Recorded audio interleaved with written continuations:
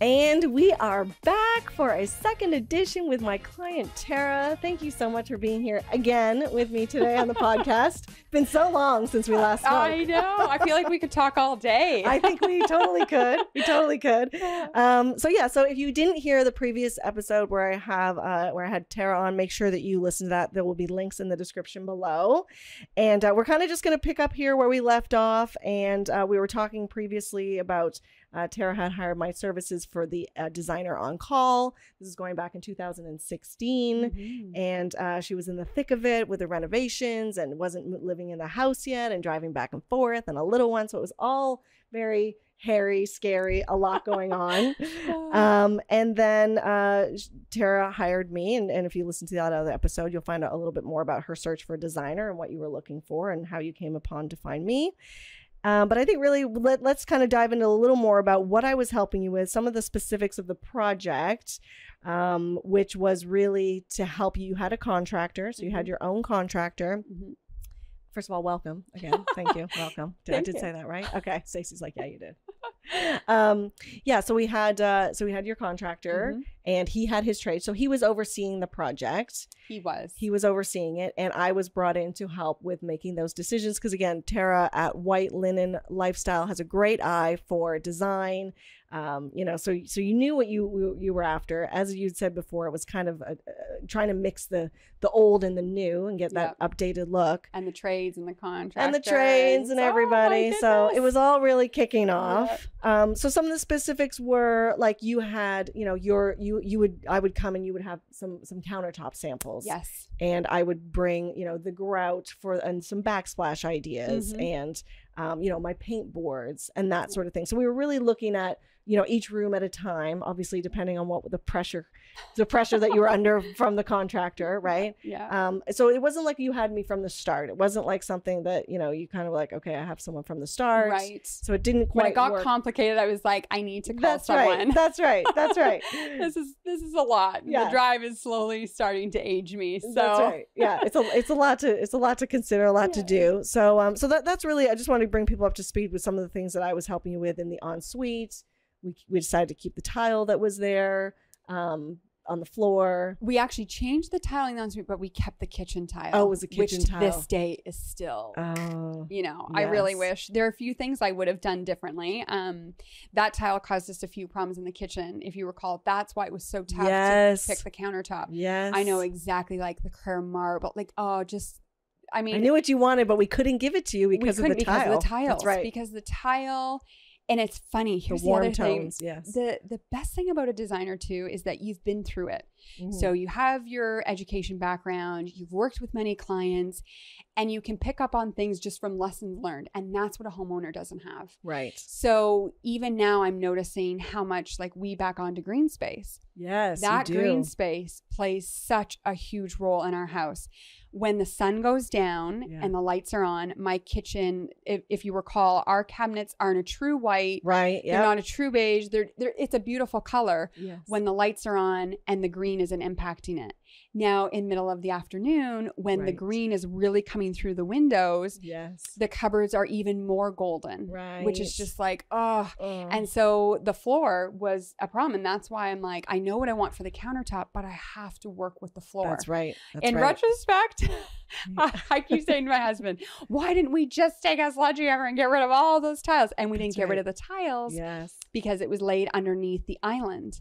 And as soon as we would have touched the tiles, then we would have disrupted the island. And then all of a sudden you're doing a whole new kitchen. Right. That's right. So that's what happens. It becomes a whole domino. It does. Which can be great for our industry as a designer sometimes, but it's also, I always say, there's no money tree. So I mean, at some point something may have to give. And so when you're working with those other elements, I know that you really wanted that white, the CLAIRE marble, and we just couldn't do it. I mean, we just couldn't do it.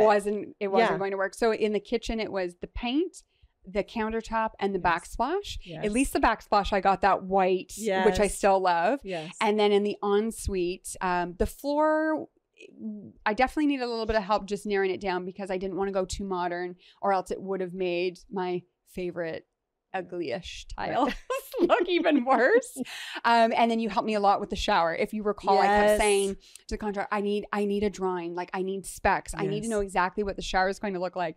I didn't really get to a drawing, which I would caution that you need to have, but that's why it was great. Remember, we had the seat in the shower. Yes. The seat was in, the seat was out. Yes, yes. And you got in the shower, you're like, okay, so if you're in the shower and you're using it like this, and then at some point I think it got real funny and awkward. You're like, now if you're in here with your partner and then you're and you're in the shower just laughing, the contractors are there, and I'm just like, oh my goodness, this is so I must have known you quite well at that point. And we must have been working together for a little bit. We had a lot of laughs, but you know, the lighting and how many knobs, and again, like we've talked before, it's contractors have a way about designing, but they're still not a designer. That's right. And I think that's so important, because if you're all on your own and you don't have a designer, all of a sudden your contractor takes over. Oh, for sure. And I just think the bridge between what your innovation is and what they're physically, I mean, they have a skill that no one else can match, right? Yep. And that's why you need them. But all of a sudden the design starts to morph into something else. Yeah. So and I think too that when they're doing, you know, when they're suggesting this or that, they're not really thinking about how that impacts the next thing, then the color of that, and then the style of that, and do they marry? Does it make sense? You know, so so that's one thing that we talk about a lot, and I do like to educate people on that, is that, you know, contractors, and to be quite honest, my contractors don't want to be the designer. Exactly. Like they don't want to be making those decisions, right? So just give me the recipe. That's right. And let me execute it. Exactly. But like, you know. Exactly. Yeah, and I think that's a huge entry point for designers, right? So whether you're working with, if it's a new build, like my dad ran into this, he was building a new home in London. Right. And the lady that they had on staff, she was lovely. And they called her a designer, but she wasn't really a designer. So I had to go through the same process I did with you. And I had to find a designer out in London. Okay. And she just came. And the other thing is the speed, right? Like I recall having my dad's designer. And even for me, it's like, I'm designing to what I love. And I'm like, I have to take myself out of this process. Right. Because my dad likes more rich colors, and he's like, you're white, like it reminds me of a hospital, like it's just not his thing, right? And so with her, and she just laid it all out, and she's designed to so many different styles that she was very, very quick to put my dad's look together. I mean, I visited how many times to help my dad. She came within one afternoon. Everything was picked. So for new builds, certainly that's an entry point. And then when someone is considering, like if they get on the phone, they're like, well, we have a contractor and they've been helping me out. It's like, that's your like entry into the conversation. That's right. Yeah. Have you considered this? And that's right. That's right. And it can get a little bit tricky sometimes with the contractors, because, you know, and we had this conversation with my contractors when they were on the podcast. You know, just sometimes the designer, though, sometimes being a little bit overbearing or not wanting to work with the contractor. So sometimes that's what we're navigating when we come onto a site, like I would with yours, you know, and then working with your contractor and the trades, and they're looking at me like, is she going to change this whole thing now? Is she going to switch this all up? Like, did you get a little nervous? Right. Like, sometimes, well, no, because I'm not really that, like, I don't, you know, I try to be really upfront to let people know, especially now. I'm not sure, maybe 4 years ago, how I kind of would have worded it, but, you know, I'm here to work with you. I'm here to advocate on behalf of the client. We're working together to get the look that they want and make sure it functions and bring it within the budget. So working with contractors is a huge challenge sometimes, that we can be fighting each other, especially when we don't know the contractor, or when they already have presumptions about us and maybe we have presumptions about them.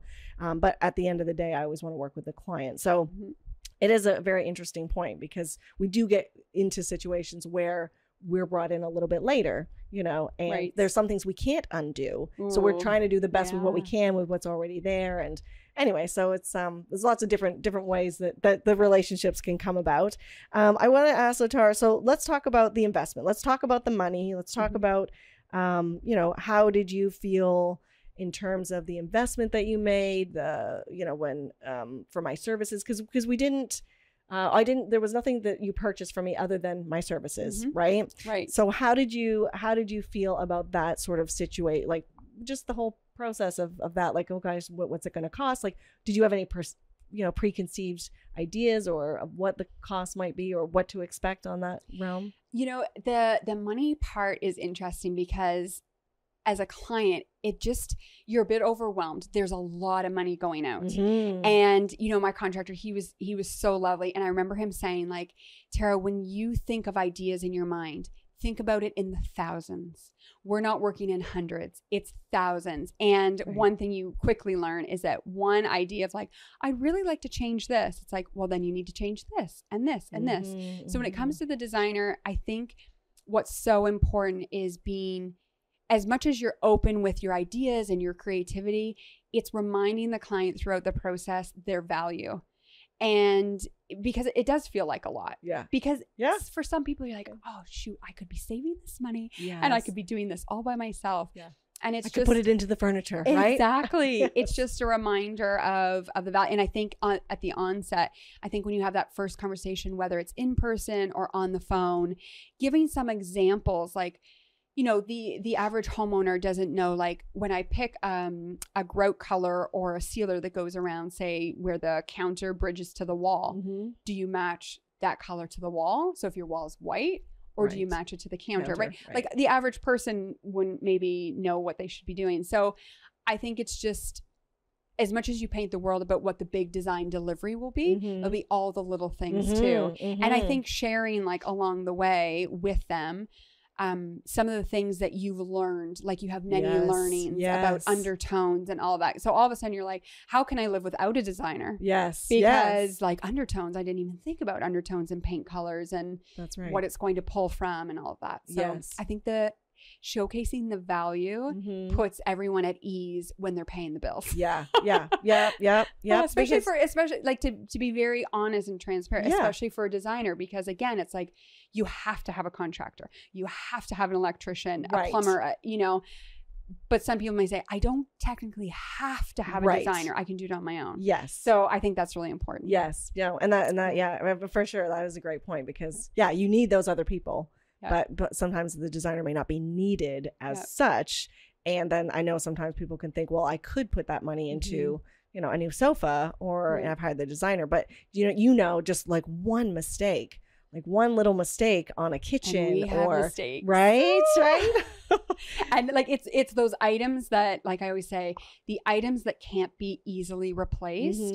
You really have to focus. And again, the other thing that designer can help you with, if you can't be there physically on site. Like when we were first building our home, I remember, like my in-laws said, and my dad was like, you have to be there.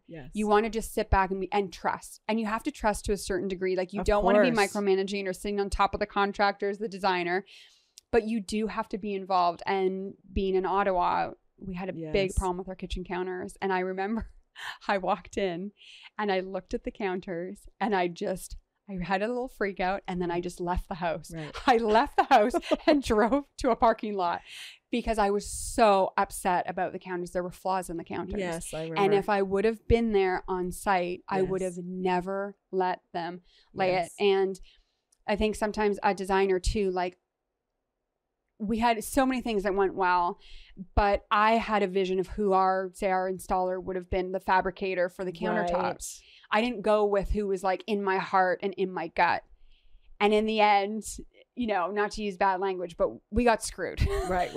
Yes. I hate to say that. That's like the worst word to like use. You know, and just to say, I was not overseeing this. This is at the point, like, no, I wasn't. We had picked which one. Yes. It was the fabrication and then the install with the flaws. And then we had to have the counter manufacturer come out, and then they were supposed to be replaced. And then there was something fishy with, was just, that's the other thing with contractors, right? Yeah. There are many who are really great, and then there are a lot who aren't. And I think as a designer, because you've been through it or you've heard like the horror stories, you can help the homeowner. That's another service you provide, that you can kind of be the gut check to be like, I'm not getting a good feeling about this contractor. Right. Like, I think we should actually consider someone else before it's too late. And now I'm still living with those counters. Every time I look at them, I'm like, I'll be like, you know, making a piece of toast or something. I look down at the flaw. I'm like, we got to get rid of these countertops, right? I know. So that's another thing. And just circling back to money and how kind of awkward that can be. One thing I loved about you, which for some designers may feel like, oh, that feels really awkward to be that upfront. But in the way that you had your process, you had to be paid before you arrive. That's right. And actually, I think that's really great because that protects the designer, that if people back out or people are a little like, they've just had to pay the electrician and now like I'm a little bit light on money, it's like no problem at all. It doesn't make it awkward because it's like, once it's paid, then we're moving on to the next phase. Yes. So I think for you, that was kind of a bold, and you were really keen on that. Like, yep, if you can just pay this invoice and then we'll continue on with our appointment. That's right. Yes. I think designers shouldn't shy away from that. And if you start from the onset, it's never awkward from that point on, right? Because you know that that's how I work, that's right? how you work. That's right. And the other thing with that too is not just like if someone was to, you know, not have money afterwards because of everything else it was going through. And we hear this a lot in my group. I have a Facebook group, Interior Design Business Strategies. And it happens a lot where designers they're chasing money. Oh. I like literally, like quite often we get these posts, you know, and it just gets so frustrating. So I think too that also from my point of view, it's not just, you know, obviously I have my process, but it also helps me qualify my client, to be honest, because then I know that they're serious in working with a professional. I get better clients because, you know, they have that mindset where they're like, oh, she has processes. Oh, okay. Then this is how it's going to go. Oh, okay. So there is something, you know what I mean? So it just helps train a client. I don't like saying that necessarily, you know what I mean, you know, but in doing that and having those conversations up front, like you say, it doesn't make it awkward. I know sometimes some when I'm coaching or when I talk to some designers, you know, they'll say like, how did you get, you know, even like the furniture, like we take 100% up front for furniture. And I highly recommend, you know, everybody do that because you never know what could happen down the line. You never know, you know, I mean, we've heard of, you know, obviously you got the worst end of the spectrum where if a client or someone was to pass away, but even like even marital problems down the line, that someone doesn't want to pay the bill after, now they're getting separated. Think about that. You know, like there's all these little things that can come up, but I never get any pushback because of the process that I have right from the start. Right from the start.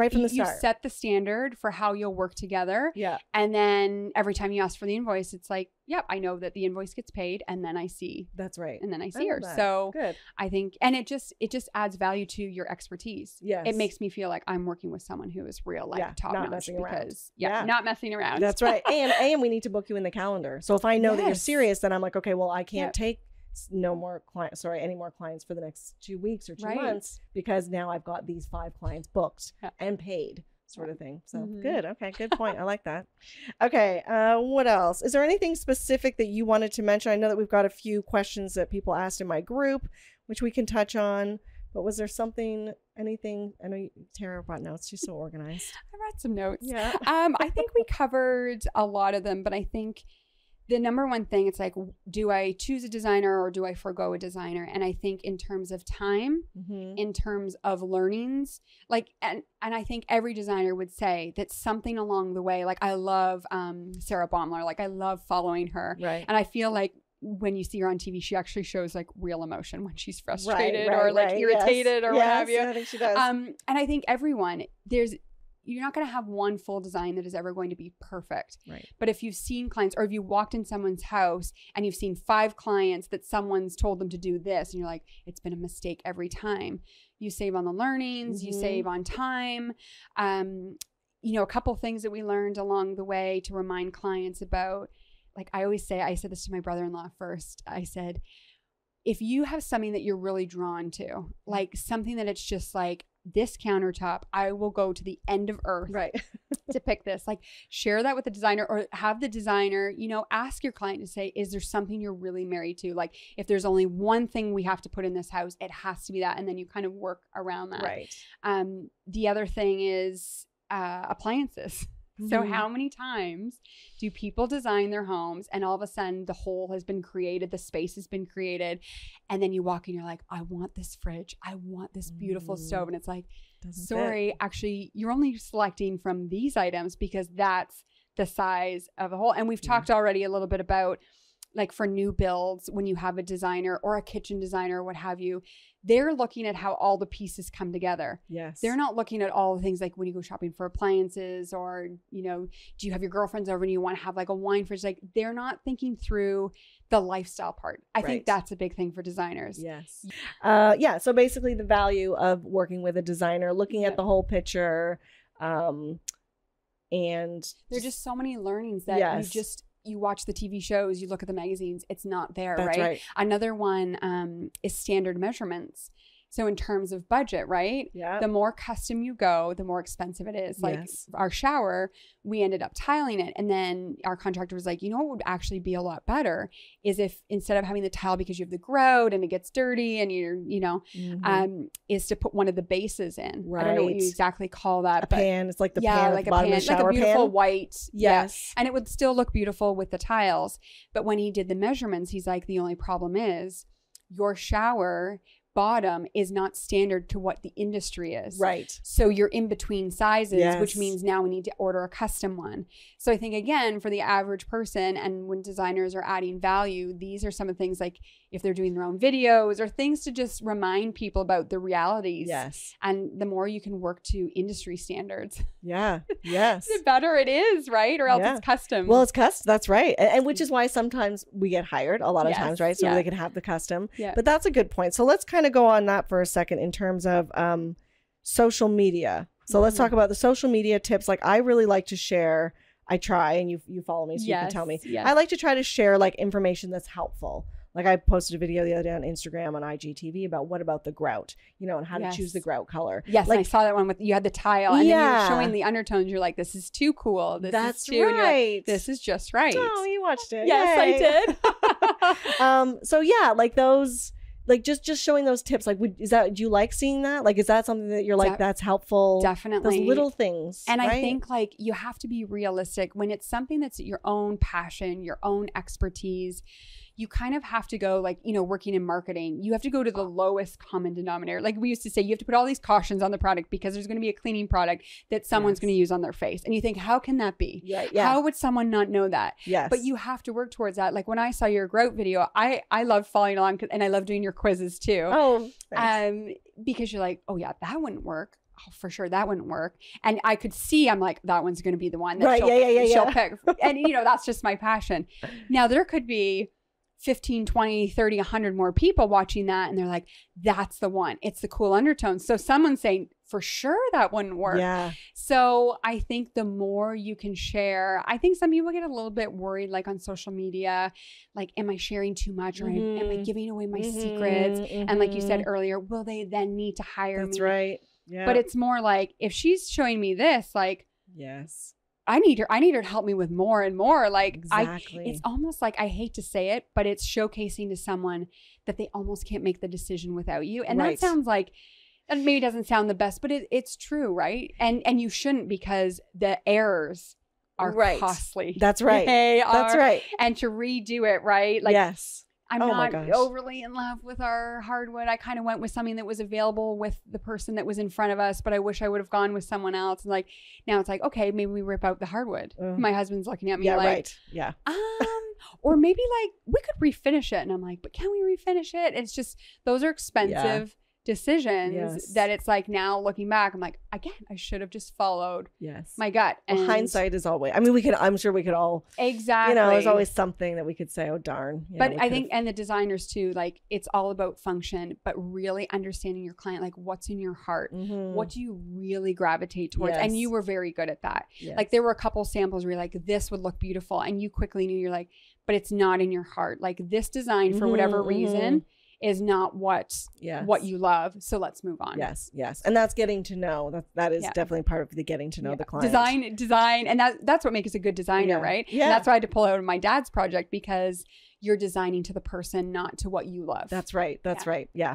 Because we have to look at the, not everyone's going to love what I love. I mean, it depends. I mean, some people, some clients, I think, or homeowners do hire people based on their specific, I love this white on white on white. That's all that you do. That's all your photos. I'm going to hire you, sort of thing. Right.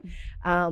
But just getting back to, exactly what you said there, Tara, about tips, and just giving those tips and just giving away that information and sharing, because then, like you say, like it almost, I'm not, being like, oh, I'm going to tell you this and you'll have to hire me. But it is to the point where, like, I just want you to know that there's a lot more to consider than just, I love this gray color, or I love that tile. Okay, well, with that tile, you can think about this, and then it's going to run into your hardwood, and does it work with your hardwood, and blah, blah, blah. And, there's just so many more things to think about. Yeah. And so I'm glad that you said that. And, I'm glad that you like my quizzes too.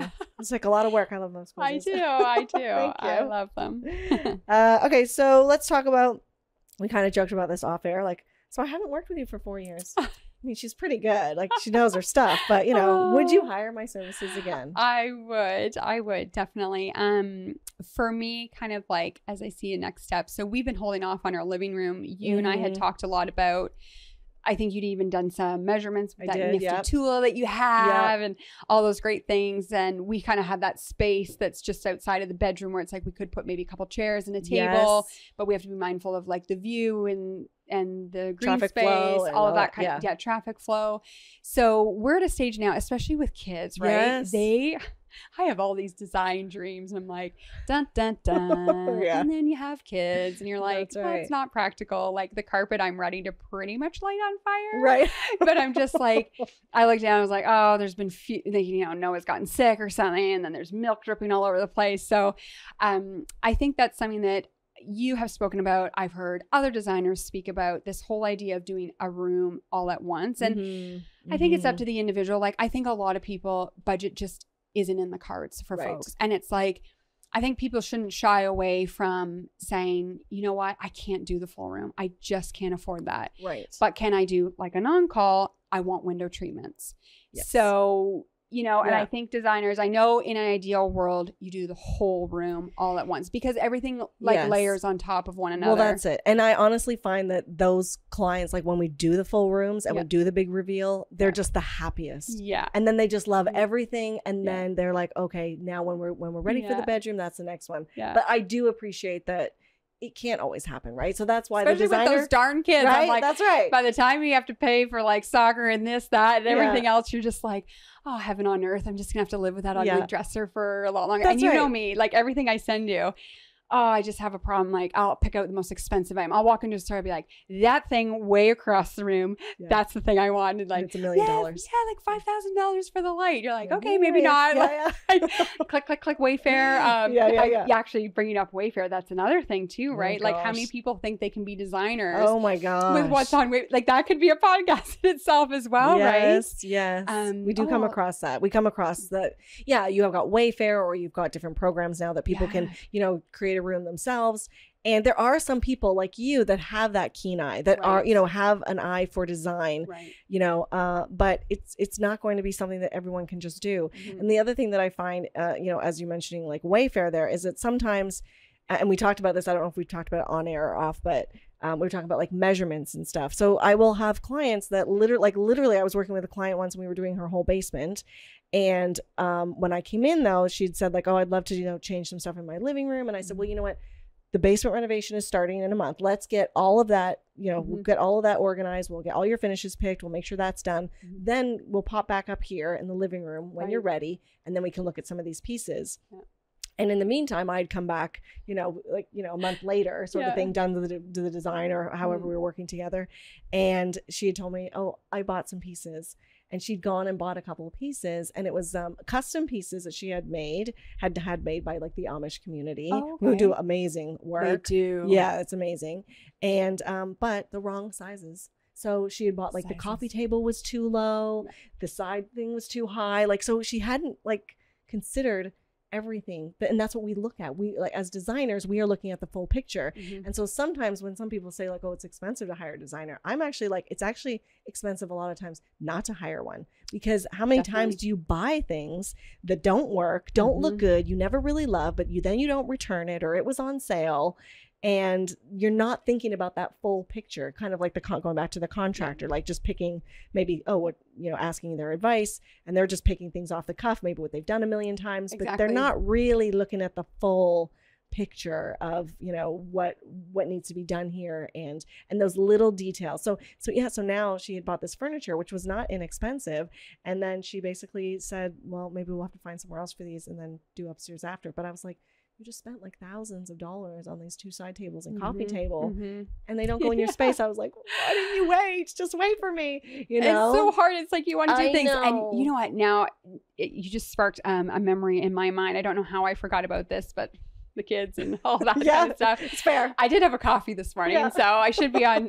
top of my game. But, you know, when you asked me earlier at the beginning, you said, have you worked with another designer? And actually I have, but it was actually the designer who works at the store locally that I love to shop at. Right. And I was considering a few pieces, and she's like, I can come into your home, and based on what we have here at the store. Yes. And again, so you might run into that, right? A designer that works at a store who can put some things together. And I have to say, like, I try not to do it, but I do sometimes pick pieces without doing the full room. Right. Yeah. We've all been there. We've all done it. And I have to say, I do have some items in my home that I've purchased, and I keep telling myself, you don't love it on its own, but when the room comes together, I'm sure it'll look good. But I look at it, I'm like, should I have picked that? Maybe I don't love it anymore. I have a couple mirrors that I'm like, I don't know if I love it. I would have gone with something different because I picked a one-off piece and the whole room isn't done. Right. That's so anyhow, that's just and that happened. Don't beat yourself up. That does happen for sure. But yeah, that is where, like, if you're not looking at the full picture and you're not really sure how it's all going to come together, that's why, like, when we do like drawings and mood boards and, you know, when we do the presentations, then clients can see. I've actually even interviewed a client. Well, this was on Facebook Live like 5 or 6 years ago. And I didn't know how it was going to go because he had said, when you first came, I had him and his wife. He said, when you first came, you were showing me stuff and it was terrible. I hated it, and I was like, oh my gosh, did I make a mistake going live here on Facebook, but he said, but then as like I saw the room come together and then the pictures went up and then the sofa came and the area rug, he's like, then I was like, oh, now I see, like, at that point, because they weren't working with me. They were more of an on call as well. Right. So just going back to, when clients do hire us for the full service, it's not, it is an investment. And I would say that, but you're going to get that look that you want at the end of the day. And then you've done that room and then you save and say, right, we're going to hire them when we're ready for the next room sort of thing. Right. But, it's sometimes, like you say, when you're out shopping, you see something, you're like, oh my God, I love it. I got to have it, or it's on sale. I always remember one of my very first clients said to me, there's nothing more permanent than a temporary fix. We'll just take this table from our in-laws and we'll just have it here for a few months until we get our own. Yeah. 6 years later, you still have that table that you never liked. It was a hand-me-down, but that is also life, and you have kids. I get that. I understand that, that you can't do it. And heck, don't even go in my house. Like, seriously, my bathroom is the nicest room in my house. Right. But I think the measurements is really like, if I think forward, for example, again, how people use their space. So in our living room, we have a couch and we have a chair that's actually supposed to be in the bedroom, but I haven't settled on chairs because I haven't done the full design and the kids and the crayons and all that kind of stuff. So I'm just living with it for now. I put like 2 cubes there. It kind of looks cute the way it is. But, my husband, he can't stand that main room. So he's always like, let's go watch TV or let's go watch a movie in the basement. And I'm like, I don't really like hanging out in like, our basement's beautiful. We have this, stone fireplace and everything. It's gorgeous. But I don't like going down to the lower level to relax. Like, I like kind of lighting a candle, sitting upstairs. So I'm more like, what's around me, it gives me a different feel than going down to the basement. And he's like, I don't care about lighting a candle and the feel. I don't like laying on this couch. Like, I want a couch that I can lay out on, like, get the blankets, put the pillows, be comfy. And that again comes down to, how do you really want to use the space? Of course. So, the favorite design where you have like a conversational setup where you have the 2 couches facing one another, and you have your fireplace, no TV, beautiful print, or like a circle mirror or something. It looks great in magazines. Then you have kids and a family, and they're like, I actually hate this place. It's almost like having that room that your parents had where it was like no one ever used it. Yeah, the plastic covered the plastic. We're still in that realm. It's just there's no plastic, but it's still not really functional. Right. So my husband's like, you know what? Forget this. Like, when we do this, I want an L couch. Like, let's make it comfortable where we can all lay out on the couch and watch TV. And well, call me. Just call me. We'll get sorted. But then it comes to measurements. So you think of the investment in a couch. So if I'm going to purchase an L couch, an L sofa, it's like, well, what material do I need? Because it's kids. I am not an expert in material choices. For the crayons, the drool, the crumbs. For life that happens. And I'll be like, oh, what are the neutral colors? And I'd be like, okay, let's be careful with that. But if you are doing that, it has to be this fabric. And and I think measurements, for myself, I have a keen eye, but I'm not a measurement expert for sure. So. No, that's a great point too. That's a great point. All right. Oh, that's the time. Oh, right. Okay. Sorry. do a little edit there. Okay. Okay. So I think, okay. So actually, so this was one of the questions. What would you say is something that designers should be focusing on in their marketing? I think we actually kind of touched on that. You like seeing the behind the scenes, like behind the scenes and them at the forefront. Like I can visualize, if someone had to sketch it, I can visualize your photo on your website, like putting you, the designs are so important, yeah, but it's a person you're working with. That's right. And even like how they come across, and it's hard, like even if you can add video to your websites or like, I want to get to know you, right. and I want to see your designs, and I want to see like your style. Those are kind of the things that like they matter, right? Yeah. And because it's so personal, right? Like we're coming into your home, right? So I think that's a great point, because we also, you know, in the group, we have to approve the people who submit to join to make sure that they are a designer. And the amount of times we go onto a website and we do not see a face even under the about page, you know, it's all about so the designs, right? Yeah. These are the designs I've done. This is the before and after, and it's all important, but it's like, who's the designer? Yeah, that's I want to know who you are. I want to see, you know, Connect. and really, and present yourself like the way you would when you go into your meetings, right? Yeah. Yeah. No, I love that. Good. Okay, good. Because, you know, I'm big on video. So I love that, because that's the best way to connect until you meet someone. People say to me, like, I felt like I already knew you because I watched your videos. Yes. You know, so it's a huge Put thing. yourself out there. Yeah. Just do it. Just do it. Right. Just do it. Okay. Let's just have a look here. Okay, so maybe we just go into like the final. Someone here says final thoughts on our working relationship and your experience working with me, I guess. I think overall it was great. It was exactly what we needed. I wish we would have been able to do more. Certainly the basement was a surprise to all of us that we were doing the basement. So I still kind of nudged my husband a little bit to say, remember when we were staying in Singapore and all I said was, when we move back, I just want to redo the main floor, put all this like beautiful furniture in that I had my, you know, eyes set on. And now I'm still looking at the old furniture, like you said, that we had back in 2008. But we do have a basement. So like, you know, you have to be grateful for what you have, right? Like we love having, we wouldn't survive without that space now with the kids. For sure. So I just have to be a little bit patient. But yeah, I would say overall it was great. And, you know, the last thing I would say is just be confident. The things that maybe feel a little bit awkward, really in the end, the client will appreciate it. Like the process, talking about payment up front and being really strict on that, like on your policy of, you know, paying now and then we'll see you. I just think it's all so important. So good. Well, thank you. Thank you. This has been great. I know. We're going to have to do lunch or dinner sometime. I know. Not today, because it's kind of a crazy. I'm actually golfing today. Oh, my goodness. I haven't golfed for years. Do you golf? I'd love to learn. No, I'd love to learn. I thought, oh, my goodness, I've been so silly. My husband's working from home. This is the year I should have been out there learning, right? I can go like after hours. But my little one, though, she is starting to golf. Okay. So she's sporty, Avery. Yes. So she started to golf. She's been out with grandma and grandpa. So she's quite keen on that. So now mom has to learn, right? Yeah, that's right. Yep. No better excuse than that. All right. Well, thank you so much for being here. It's been so long since we've actually seen each other, but we've been connected on social media and Instagram, and I love seeing your posts. Thank you. Just communicating that way with our private messages every now and again. So thank you. And all the best. And thank you for watching. And thanks for listening to the podcast. Make sure that you're subscribed to, come to my Facebook group at Claire. No, it's not Claire Jefford. It's Interior Design Business Strategies. It's IDBS, where there is no BS. All right. We'll talk to you soon. It's been The Naked Truth. Bye.